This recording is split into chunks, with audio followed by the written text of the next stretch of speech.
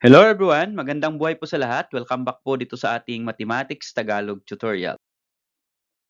Sa video na ito ay papaliwanag ko po sa inyo about Fundamental Counting Principle. So ano nga po ba yung Fundamental Counting Principle? I am going to present illustrations and different examples for you to understand the lesson. To start, let us define Fundamental Counting Principle or the FCP. So ano nga po ba itong FCP? Known as multiplication rule, is a way of finding how many possibilities can exist when combining choices, objects, or results. This is done by multiplying its total choice count from its group being combined. Another description of FCP is if one event can occur in M ways and another independent event can occur in N ways, then both events together can occur in M times N ways. Okay, so ito pong fundamental counting principle or FCP. Ito po yung ginagamit natin to find out how many possibilities or how many ways if you combine things or if you combine choices. So, for example, how many choices are there when you combine sets of choices? Okay, so let us say there are two sets of choices, M ways and N ways. Then if you combine, just multiply, that is M times N ways. Kaya nga po, ang another term for fundamental counting principle ay multiplication rule. Let us have examples and illustrations about this FCP. Okay, so I'm going to present a simple illustrations about fundamental counting principle. So ito po yung ating illustration. Let us say you have one cup. Let us say that one cup is C. Then two t-shirts. That two t-shirts, for example, that is t-shirt 1 and t-shirt 2. And three pants. Let us say pant 1, pant 2, and pant 3. In how many ways can you dress? Okay, so ito po yung ating situation. So meron kang isang cup, dalawang t-shirts, at tatlong pants. Now, how many ways can you dress using this cup, t-shirt, and pants? Okay, I'm going to illustrate this one. Ito po yon, one cup, two t-shirts, and three pants. So para maintindihan natin yung fundamental counting principle, illustrate ko po sa inyo using tree diagram. Ito po yung aking tree diagram. Let us say one cup. Sabi po natin kanina, ang cup ay C, so only one cup, so 1C. And then we're going to combine with two t-shirts, T1 and T2. Okay, so combine po natin mula sa cup, two t-shirts, so t-shirt 1 and t-shirt 2. And then we are going to combine pants. We have three pants, pant 1, pant 2, and pant 3. So, for t-shirt 1, i-combine natin yung pant 1, 2, and 3.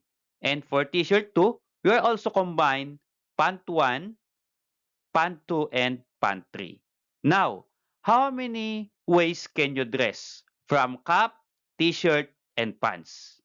Okay, so kung titingnan natin itong tree diagram natin, ay makakabuo po tayo ng pairing. So, ang unang pairing po natin ay ito po, cap, t-shirt 1, pant 1. Okay, so cap, t-shirt 1, pant 1.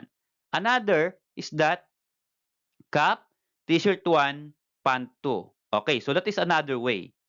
And another one, we have cap, t-shirt 1, and pant 3.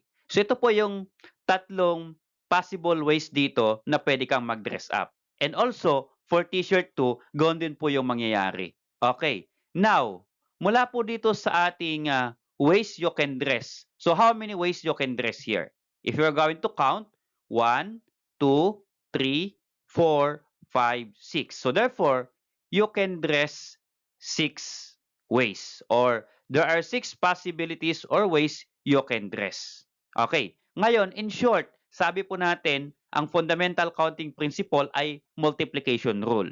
So, para mapalabas natin yung 6 possibilities or 6 ways, you just multiply the choices. So, yung choices natin ay 1 cup, okay, times 2 t-shirts times 2, and times 3 pants times 3. So, we have 1 times 2 times 3, that is equal to 6.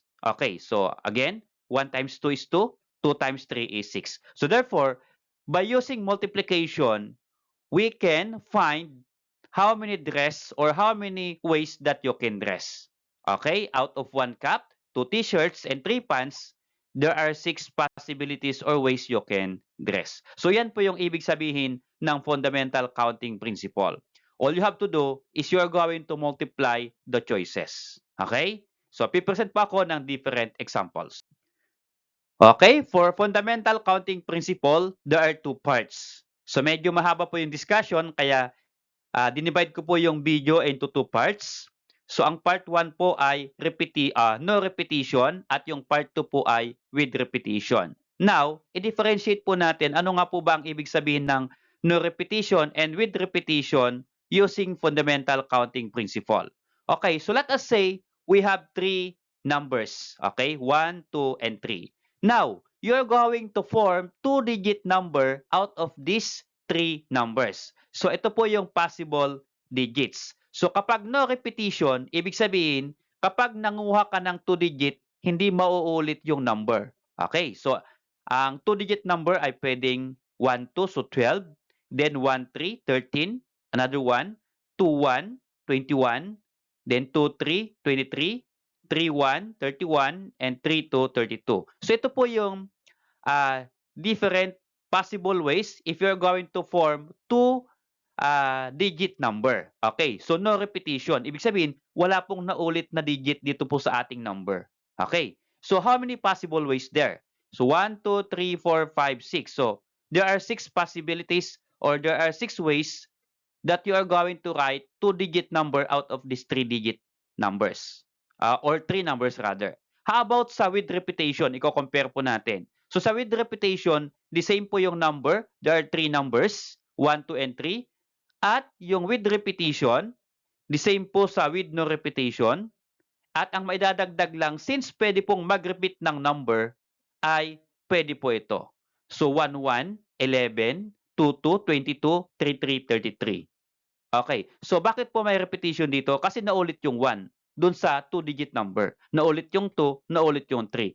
Ito po yung ibig sabihin ng with repetition. Pwedeng maulit yung digit. Pero sa no repetition, dapat minsan mo lang mabanggit dito sa ating 2-digit number. Now, for with repetition, how many ways that you form 2-digit number out of 3 numbers 1, 2, and 3? So how many ways? There are 9 ways. So if you are going to count, ito po ay 6, then plus 3, that is equal to 9 ways.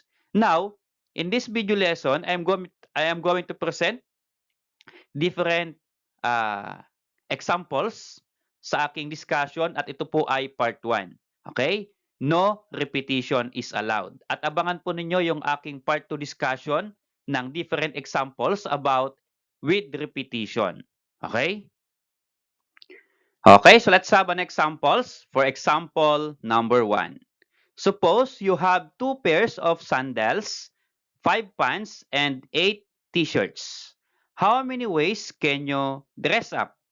Okay, so the same with our illustration, but this time you have 2 pairs of sandals. Okay, so ito po yung meron ka, sandals, then pants and t-shirts. So sa sandals, you have 2 pairs, so dalawa po yung iyong choices. And for pants, 5 pants, 5 pares po o 5 pants ang meron ka. At sa t-shirt naman po ay 8 t-shirts. So there are 8 t-shirts. Now, kaysa po mag-tree diagram tayo para malaman lang how many ways you can dress up, we are going to use multiplication rule. So all you have to do is you're going to multiply the different choices from sandals, pants, and t-shirts. So if you're going to multiply all the choices, we have 2 times 5, 10. 10 times 8 is 80. Then, therefore, there are 80 choices. Okay, so to answer the question, how many ways can you dress up? Ito po yung sagot natin in simple sentence. Therefore, you have 80 ways to dress up. Okay? For example, number 2. How many lunches are possible consisting of a soup, a fish menu, dessert, and a drink if you can select from 2 soups, 3 kinds of fish menu, 3 desserts, and 4 drinks? Okay. So, ang hinahanap po ng problem ay how many possible ways or how many lunches are possible with these different choices. Okay, so ilan po yung choices natin? Ito po yung ating different choices. We have soup, fish menu, desserts, and drinks. So apat, dapat i-combine po natin yung apat na ito para makapili po tayo ng ating lunch. Okay, so for soup, we have two choices. Okay? And for three kinds of fish menu, so yung fish menu, three choices. At ito pong dessert natin ay three. So three choices. At yung drinks po natin, nakalagay for drinks. So we have four choices. Now, if you're going to find how many lunches are possible, then all you have to do is you just multiply the choices. Okay? So i-multiply po natin yung choices. We have 2 times 3, 6. 6 times 3, 18. And 18 times 4, that is equal to 72. So therefore, there are 72 choices. Now, to answer the question, how many lunches, then ito po yung ating simple answer. Therefore, you have 72 ways to choose lunch. Okay? For example, number 3, how many three-digit numbers can be formed when the digits 1, 3, 5, 7, and 8 if each digit can be used only once? Okay. So, this problem number 3 ay meron po tayong restriction na nakalagay dito. Nakalagay po dito ay only once. So, ibig sabihin po ng only once, no repetition of digit is allowed. So, mula daw po dito sa numbers 1, 3, 5, 7, and 8, ito po, ay gagawa daw po tayo ng 3-digit numbers. So, ilan pong 3-digit numbers ang mabubuo natin out of these numbers 1, 3, 5, 7, and 8? Yun po yung ating problem number 3. Kapag kinuha na po natin yung number, then hindi na po pwedeng kunin ulit. Ano po? Kasi only once daw po. So, no repetition. Okay. So, sa 3-digit number, let us say, meron ako example na 3-digit number 1, 3, and 5. So, meron pong tawag dito po sa place value ng 1, 3, 5 or 3-digit number. So, yung 5 po ay 1, ito pong 3 ay tens, at ito pong 1 ay hundreds. So, ilagay ko po dito. Okay, so ito po yung place value ng 3-digit number. So, 1, 10, 100.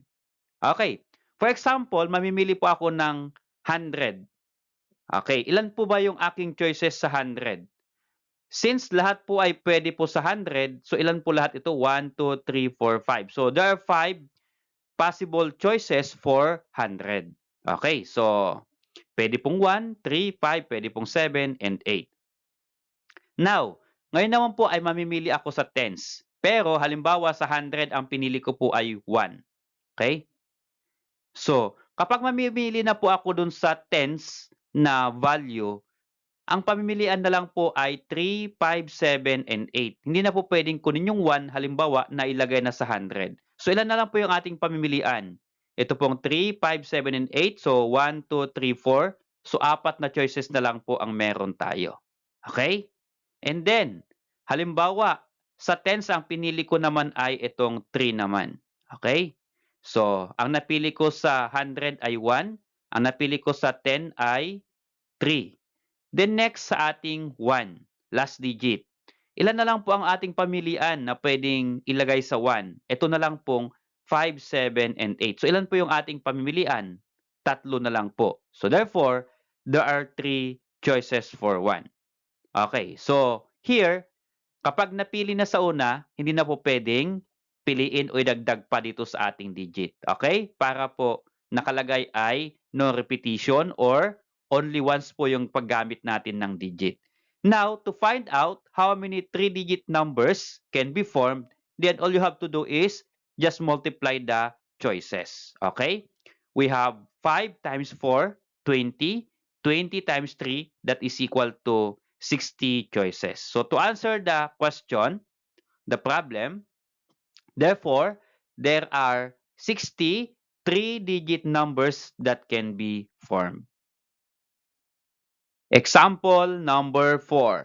How many odd three-digit numbers can be formed from the digits 0, 1, 2, 3, 4, 5, 6, 7, 8, and 9 if each digit can be used only once. Okay, so again, this problem is no repetition. Meron po tayong restriction dito na only once po yung paggamit natin ng digit. So this time, ang bubuuin po nating numbers ay 3-digit na odd numbers. Okay, bilugan ko. Odd numbers na 3-digit. Okay, ano po ba ang ibig sabihin ng odd numbers? So, ang odd numbers ay number that cannot be divisible by 2. Ano po? So, ilagay ko po dito yung different numbers from 0 to 9. Okay, gagawa po tayo ng odd numbers. So, yung odd numbers po, para masabi po na yung number ay odd number, dapat ang end po ng number ay 1, 3, 5, 7, 9. Kasi ito pong 1, 3, 5, 7, 9, ito po yung mga odd number. Okay. So, ito po yung mga last digit ng odd number. So, 1, 3, 5, 7, 9. Kapag kasi ang last digit niya ay 8, hindi po siya odd number. Siya po ay even number. Kasi ito lang po yung mga odd number. Okay. So here, since ang bubuin po natin ay 3-digit number na odd number, so siyempre sa 3-digit, meron po tayong place value. Again, 1, 10, 100. Okay. So ang unahin po natin kapag ganito pong may restriction na odd number or kaya ay even number, ang unahin po natin ay itong 1. So dapat yung 1 ang una po nating ilalagay na choices o bibilangin yung choices. So mula po sa 0 to 9, ang odd number again ay ito po. So kung bibilangin natin 1, 2, 3, 4, 5. So for 1 na place value, we have 5 choices. Ito po yung mga odd number. Okay, so next po, after po ng odd number, ay punta po tayo dito sa 100. Okay, so sa 100 po, ay pwede po tayo mamili kahit sino dito. Pero, syempre, kapag gagawa po tayo ng 3-digit number, hindi po pwedeng ang maunang number ay 0. So, ibig sabihin, tatanggalin po natin itong 0. Okay. Since nanguha na po tayo ng halimbawa ay odd number dito sa place value na 1, halimbawa ang pinili din po natin ay 1 na last digit natin, ilan na po yung natanggal sa ating choices? We have 1, 2, 3, 4, 5, 6, 7, 8 na lang po yung ating pamimilian kasi lahat ng number ay 10. So, kung hindi pwede yung 0 sa unahan ng 3-digit number, okay, so tanggal po natin. Yung 1, halimbawa, nakuha na po natin dun sa ating place value na 1, ang pamimilian na lang po ay 8 per hundreds. Okay? So sa hundreds, meron po tayong 8 choices. Now, sa tens naman po, ilan yung ating pwedeng piliin? Halimbawa, ang pinili ko naman dun sa hundreds, ang pinili ko naman ay 2, for example. So, nakuha na yung 1 para sa dito po sa 1 value at nakuha na yung 2 para sa 100 value. Ngayon, dito po sa 10 sa gitna, pwede pong ilagay itong 0. Ano po? Pwede pong igitna yung 0. Halimbawa, 208, di ba? So, halimbawa ay 205, 105, 105, di ba? So, pwede po yung 0 sa gitna. Kaya pwede pong choices itong 0, and then ito pong 3, 4, 5, 6, 7, and 8. So, yung 1 and 2, halimbawa, again, yung 1 ay napunta sa place value na 1 at ito pong 2 napunta doon sa hundreds. So, dalawa po yung matatanggal. At ilan po yung matitirang pamimilian natin? 8 po yan. Okay? So, mula po sa 3 hanggang 9 plus yung 0, pwede na po siya, kaya 8 choices. Now, to find out how many odd 3-digit numbers are formed, then i-multiply lang na po natin yung ating choices. We have 8 times 8, 64. 64 times 5, that is equal to 320 choices. So, to answer the question, therefore, there are 320 3-digit numbers that can be formed. For example, number 5, a single die is rolled. How many ways can you roll a number less than 3, then an even, and then an odd if no repetition is allowed? Okay. So ito po yung ating problem number 5 or example number 5. So meron pong restriction, no repetition is allowed. So ibig sabihin, hindi po pwedeng maulit yung digit kapag gagawa po tayo ng combination. Okay. So here, sa first sentence, a single die is rolled. Kapag ni-roll natin yung die, ito po yung different ways or possible ways na lalabas. So ang faces po ng die ay only 6 faces. Kaya yung 6 faces niya ay numbered 1, 2, 3, 4, and 5, 6. Okay. So kapag ni-roll natin yung die, isa dito ay lalabas sa number na ito. Okay? So, how many ways can you roll a number less than 3?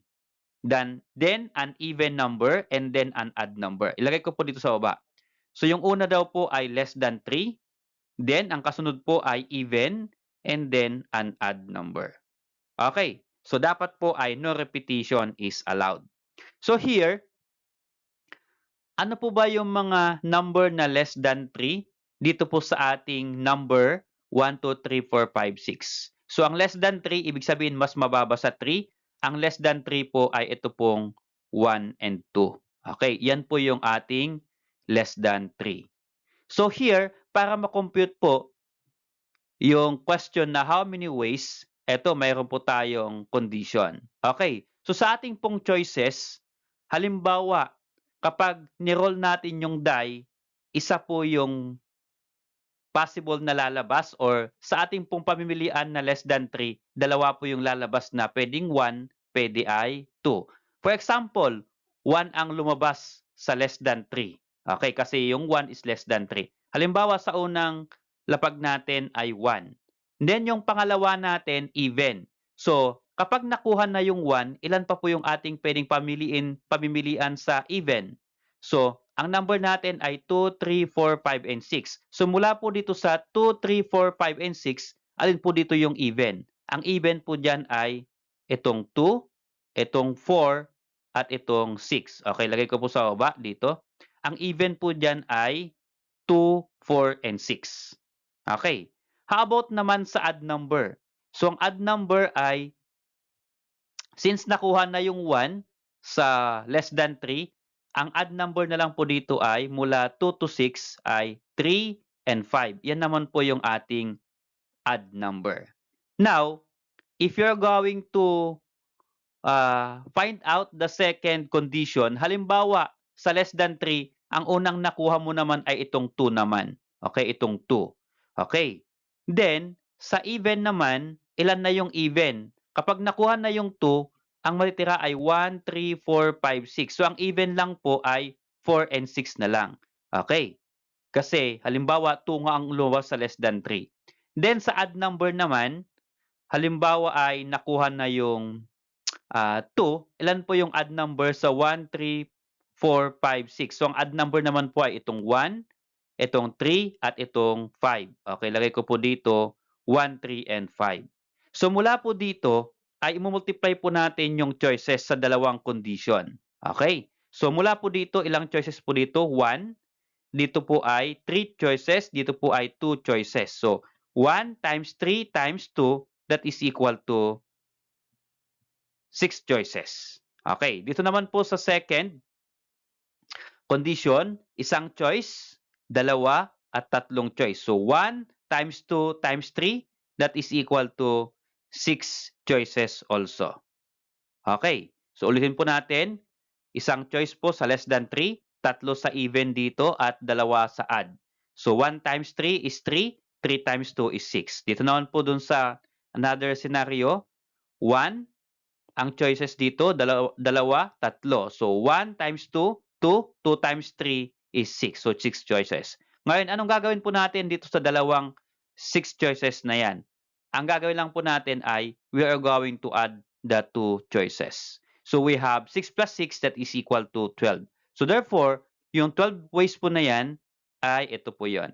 Therefore, there are 12 possible ways to roll a number less than 3, then an even, and then an odd on 3 consecutive rolls of a single die. Example number 6. A single die is rolled. How many ways can you roll a number that is prime followed by a 6? Okay, so dito po ay dalawa lang po yung ating scenario na dapat mapalabas, prime number and a 6. So here, again, ang i-roll po natin ay single die is roll. So sa single die, ito po yung numbers ng faces ng die. 1, 2, 3, 4, 5, and 6. Now, yung una po ay dapat daw ay prime and then 6. So ano po ba yung mga prime number? Pag di mo alam yung prime number, ay hindi mo masasagot itong example 6. So ang prime number po ay a number greater than 1 that is exactly its factor is 1 and itself.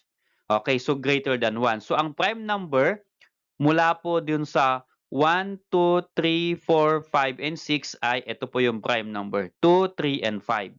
So yung 2, 3, and 5 is greater than 1 na ang factor po niya ay 2 and itself. Okay, so wala na pong ibang factor. So here, ang choices po natin ay tatlo for prime number. At 6, ilan po ba yung 6 dito? Isa lang po yung 6. So, ilagay po natin, isa lang 6.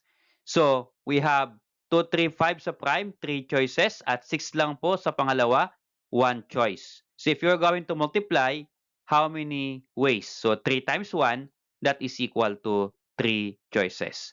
So, to answer the question, therefore, there are 3 possible ways to roll a prime number followed by a 6. For example, number 7, from a standard deck of cards, how many ways can you pick a king card, an ace, then a 10? Okay. So, kung hindi pa po kayo nakakahawak ng card or sa Tagalog baraha, ay hindi nyo po alam ang ibig sabihin ng king, ng ace, then 10. So yung 10, alam po natin, the number is 10.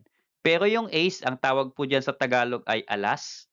At yung king card naman, so wala na pong Tagalog yung king card. Basta ang tawag po dito, sa normal na tawag sa card, ang tawag ay king. Okay, ito po yung ating different cards. So, yun pong ating 1, wala pong nakalagay na 1. Instead, ito po yung ace. Ano po? So, alas ang tawag po. Ito po ay nag-represent sa 1. Okay, alas. Then, 2, 3, 4, 5, 6, 7, 8, 9, 10. And then nakasunod po ay J, Jack, Queen, and then King. So here, there are 4 each number. Okay, taga-apat po. Yung una po ay, ang tawag dyan is flower. Then, pangalawa ay spade. Pangatlo ay heart.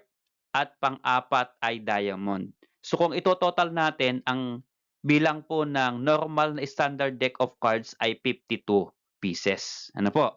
Now, mula po dito sa problem number 7, how many ways can you pick a king card? An ace, then a 10. Okay, so ilagay po natin yung pagkakasunod. You pick a king card. Ito po yung king, an ace, and then a 10. Okay, mula po dito sa ating standard deck of card, ilan po yung king natin? Ito po yung king natin. 1, 2, 3, and 4. Spade, flower, spade, heart, and diamond. So, apat po yung king. Ibig sabihin, apat po yung ating choices. Yung ace, alas. Ilan po ba yung alas dito, ace? Apat din po yan. So, yung ace din po ay apat. So, 4 choices. And then yung 10. Ilang pong 10 ang nandito? Apat din po yung 10. Okay? So, 4 choices. Now, if we're going to multiply the choices, yan po yung possible ways. So, if you multiply 4 times 4, 16. 16 times 4 is equal to 64 choices. Okay? So, to answer the question, how many ways can you pick? Then, ito po yung ating possible answer. There are 64 ways to pick a king, then an ace, then a 9, 10 rather, from a standard deck of cards. Okay? Okay, to end up the discussion, try to answer this activity. So, yung activity po na ibinibigay ko at the end of the video ay, ang purpose po nun ay to see how you understand the problem. So, pwede po kasing sagutan, then check out kung tama yung iyong sagot. So, here, yung activity pong ibibigay ko sa inyo ay pwede po ninyong i-post, then try to answer. Kapag may sagot po kayo, baka pwede pong pa-send or type your answer in the comment section below ng ating video. Okay? So kung hindi po ninyo alam sagutan, pwede po nyo akong i-comment sa aking Facebook page na Native Man Math Tutorial sa aking messenger at ituturo ko po sa inyo kung paano po ito sagutin or paano po ito isolve. Okay? Salamat sa panonood. See you on my next discussion about the fundamental counting principle, but the condition is with repetition. Okay? See you there.